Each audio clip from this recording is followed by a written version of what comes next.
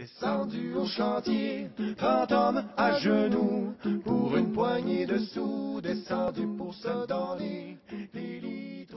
En juillet, vous étiez très nombreux à fêter le 250e anniversaire de la Schmelz. Pour marquer cet événement, on a pu voir à l'entrée de la ville, sur le rond-point Bucati, un curieux ensemble.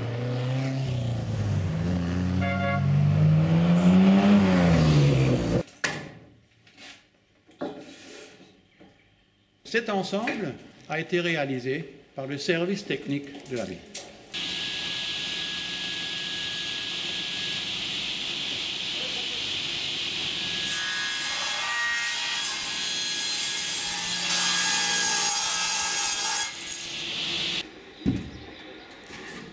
Ja, lassen wir jetzt runter.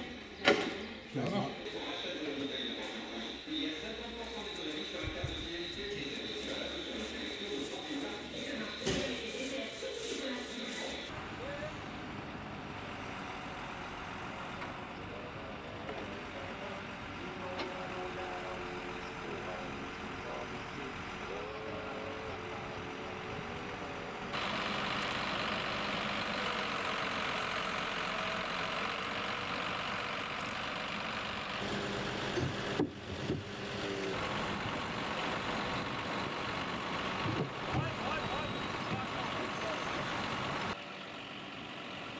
Nous sommes en 1767 et c'est au Rauschenwasser, lieu-dit entre Reichshofen et Jägertal, qu'on trouvait ce genre de machine à forger, ou grand marteau.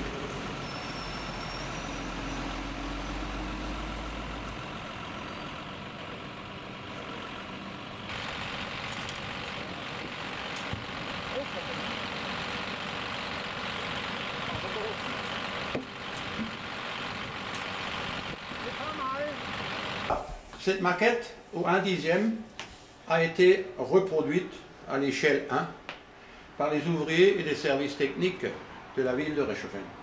Ce grand marteau permettait le forgeage et l'ébauche de très grandes pièces en acier. Pour manutentionner ces grosses pièces en acier, il fallait des très grandes pinces. Vous pouvez voir au musée du fer de la ville toute une série de ces grandes pinces. Comment marche un grand marteau? Il y avait 3 éléments majeurs. Une roue à auget, un grand arbre d'environ 5 mètres de long avec des taquets et un manche équipé d'un grand marteau. Attention, cette masse du marteau pouvait peser jusqu'à 600 kg.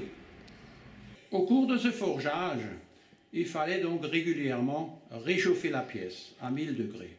Pour déplacer une telle pièce, il fallait se servir d'une barre en acier avec une courbure et à 3, ils arrivaient facilement à déplacer l'ensemble.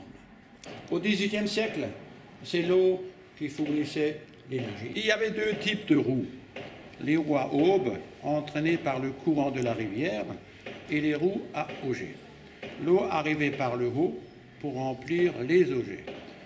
Et c'est le poids de l'eau dans ces augets qui faisait tourner la roue. Descendu au chantier, 30 hommes déjà donnés, descendus pour brûler, descendus pour l'éternité.